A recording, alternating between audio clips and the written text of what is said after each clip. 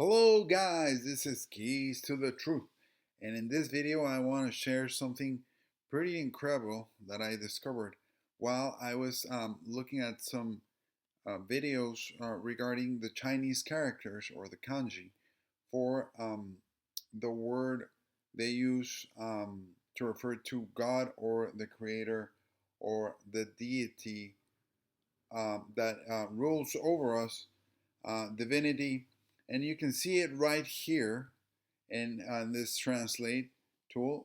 Let's see how it sounds. 神神 So that's the pronunciation they give it.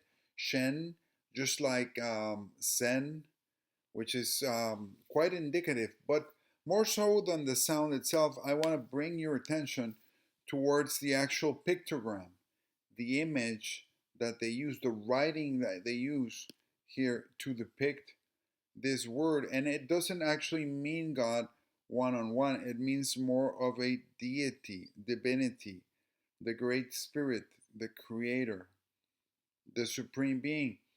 So look at this and then tell me what does it look like to you. Write down in the comments, please, before we go on to the next slide. That would be a very interesting exercise to see what is the first thing that comes to mind when you see these two symbols or this one symbol tied together. What would be the very first thing that you can think of? And you can pause the video here for a minute while you write your comment. All right, so hopefully you've done the exercise and you've entertained yourself and you've written a comment. Um, but if not, let's continue. And if you have, let's continue as well. And it will be very interesting to read through what ever came to mind for you. So here we have some close-ups of this, and there are several different ways of writing it, as you can see here, you know. But let's focus on this particular one, and you can see here different close-ups of how they write it. This one, for example, you can see that it has this left pictogram and then the one on the right, and then together they are referring to Xian, the supreme spirit, the great spirit, the divine, the deity, or as people refer to it or him as God. So again, I ask you, what is this? What's the first thing that you think of when you see this left one? And what's the first thing that you think of when you see the one on the right? And then I'm going to share my thoughts on the matter. So let's continue. To me, this left one, the first thing I think of when I see this is a tree. To me, it looks like a stylized tree, like 100%. That's what it looks like to me. It might look like something else to you. Again, let me know your thoughts.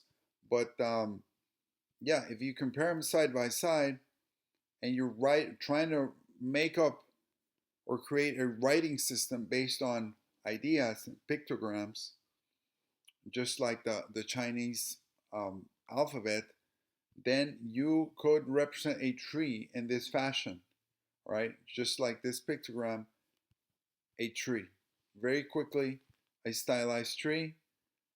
And you can see that it even has, in some of these depictions, it has Polaris at the top, the North Star, the crown star, and then it has the rest of the tree below. It also looks like there's a separation because this is of a higher nature, a higher realm, and then the base of the tree or the trunk of the tree is lower. And then, so you might be thinking, hey, Keys to the Truth, you're seeing things, maybe you need to get your eyes checked and you're not seeing correctly. I don't see a tree there. Well, let me show you. Let's go to see what the word for tree is in Chinese Mandarin. 麦麦 All right, here it is. 麦 And here's the pictogram they use. Again, they have several other pictograms. So let's look at every one of them. And look, there's a tree. I see a tree right there. Okay, so the word for timber, again, they have the word for tree and then the pictogram, sorry. And then they have these others that again look like a tree and it looks like a T, it looks like a cross even. 木材，木材，木材，The pronunciation of that word actually reminds me of that new series they have on TV with like the Godzilla and the big monsters, and they call them Muto. It sounds just like that. 木材，Um, and so you can see here, you compare the resemblance, it has this line going up and down, and it has this cross, and it has uh, some lines going down like as if branches. So if we go back to here, it looks like it's a different type of tree, but it still looks like a tree nonetheless. You see? Right here, it looks like a tree, just like the one they use here. Right there, it looks very, very similar. All right? And it looks just like these as well. And then, for example, here's another one for tree, and it looks almost the same. It has this tree looking pictogram on the left and then this one on the right with the square and the cross in the middle. Just very similar to this one. Look. So, look, here is one tree on the left and the square with a cross on the right, tree on the left and the square and the cross on the right. So, what are they telling us? They're telling us the truth. And the truth here is hidden in this Chinese writing, ancient writing that was developed, we don't know, hundreds, if not thousands of years ago, um, when Chinese Mandarin became an offshoot from the root of all languages, which is Sanskritam, and incorrectly called Sanskrit. And I can do that relationship in another video. There's a script of Sanskrit that looks just like this. It's called Siddham script. I'll do a video on that as well. But so anyway, the point here is that the pictograms and the ancient Chinese knew. They had the wisdom, they had the understanding, they had the knowledge, higher knowledge, that indeed the tree of life at the North Pole stands majestic, and it is our world. It is the Mount Meru. It is the magnetic mountain of the north where all compasses point.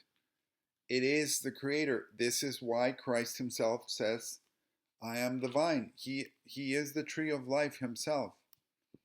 And you are the branches. And this tree, which is also referred to as Yggdrasil by the Nordics, goes all the way up to the heavens and all the way down to other realms. It spans all the realms.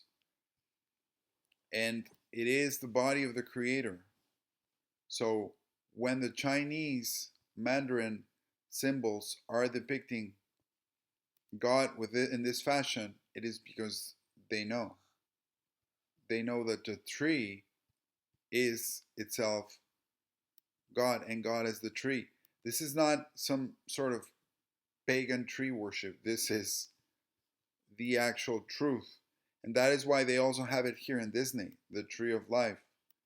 So do not be deceived and open your eyes to the actual reality of this realm we're living in.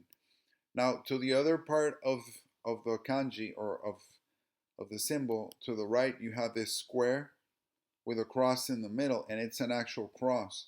And what it is the North Pole again. Right here, you have this square, and you have this cross with the four rivers, and the trunk of the tree, which is the Mount Meru or Rupes Nigra, in the middle. Okay, and this is the axis mundi. This is the center of our world and of all worlds. All right, so the Supreme Being manifesting this reality as the tree of life, the one tree in the center. So there you have it, guys. Let me know your thoughts and keep on conducting your open minded research based on the scriptures, based on your personal experience. Blessings to you and have a beautiful day.